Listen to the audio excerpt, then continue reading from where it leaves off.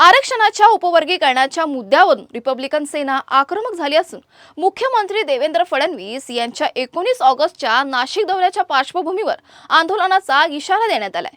मुख्यमंत्री नाशिक दौऱ्यावर असताना काळे झेंडे दाखवून निषेध करण्यात येईल अशी भूमिका रिपब्लिकन सेनेने घेतली आहे। अनुसूचित जातीतील अनेक घटकांचा आरक्षण उपवर्गीकरणाला विरोध असल्याचा दावा संघटनेने केलाय। केवळ एका घटकाच्या मागणीच्या आधारे निर्णय न घेता अनुसूचित जातीतील सर्व 59 उपजातींच्या भावना आणि आक्षेप सरकारने जाणून घ्यावेत अशी मागणी रिपब्लिकन सेनेचे महाराष्ट्र प्रदेश प्रवक्ते अविनाश शिंदे यांनी केली आहे। आरक्षणाच्या प्रश्नावर निर्णय घेण्यापूर्वी आंबेडकरी नेते आणि विविध सामाजिक संघटनांशी खुली चर्चा करावी अशी ही मागणी करण्यात आली आहे। चर्चा न करता कोणताही निर्णय लादण्याचा प्रयत्न केल्यास तो स्वीकारला जाणार नाही असा इशारा रिपब्लिकन सेनेने दिलाय। सरकारने भूमिका बदलली नाही तर नाशिक पासून आंदोलनाची ठिणगी पेटवून महाराष्ट्रभर आंदोलन तीव्र करण्याचा इशाराही संघटनेने दिलाय। महाराष्ट्र दौऱ्यावर येणाऱ्या मंत्र्यांना आरक्षण उपवर्गीकरणाच्या मुद्द्यावर जाब विचारण्यात येईल असंही रिपब्लिकन सेनेने स्पष्ट केलंय। आता सरकार या मागण्यांवर काय भूमिका घेतं आणि 19 ऑगस्टच्या नाशिक दौऱ्यात रिपब्लिकन सेना नेमकी कोणती भूमिका घेते याकडे लक्ष लागलं आहे।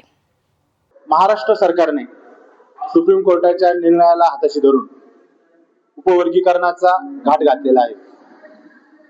सदर कोर्टाने असे सांगितलेले नाही की तुम्ही उपवर्गीकरण कराच, कोर्टाने असे सांगितलेलं आहे की तुम्ही विचार करा।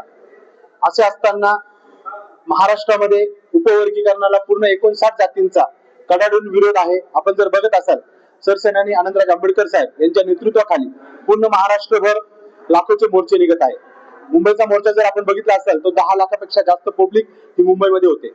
असे असताना देखील देवेंद्र फडणवीस साहेब हे आंबेडकरी जनतेला मुद्दामून टाळण्याचं कटकारस्थान करत आहेत।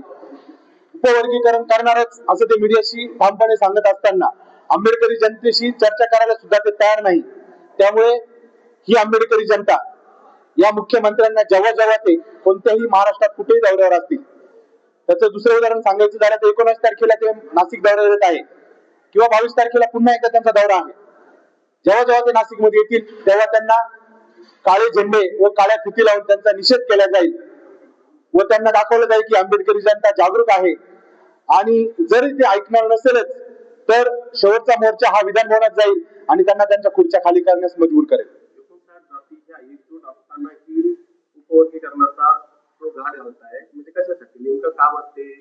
त्यांना एसटी समाजाचं आरक्षण संपवायचं आहे। एसटी समाजाची जी वजरमूठ आहे ती त्यांना संपून टाकायची आहे। आपण जर बघितलेलं असेल तर आतापर्यंत एसटीचा जेवढा निधी आहे, बिचारे अजितदादा आपल्यात नाहीये पण त्यांनी तो निधी सगळा पळवला आतापर्यंत आणि त्यानंतर लाडक्या बहिणीसाठी तो निधी यूज केला आणि आता ते आरक्षणच ठेवायचं नाही म्हणजे त्यांना एसटी समाजाला पुढे जाऊन द्यायचं नाही। एसटी समाजाची जी प्रगती होत आहे ही प्रगती त्यांना बघवल्या जात नाहीये। त्यामुळे त्यांना एसटी समाजाचं आरक्षण हे क्रिमिनल आणि उपवर्गीकरण करून कायमस्वरूपी संपवायचं आहे असं त्यांनी मनाशी गाठ बांधलेली आहे असं दिसतंय।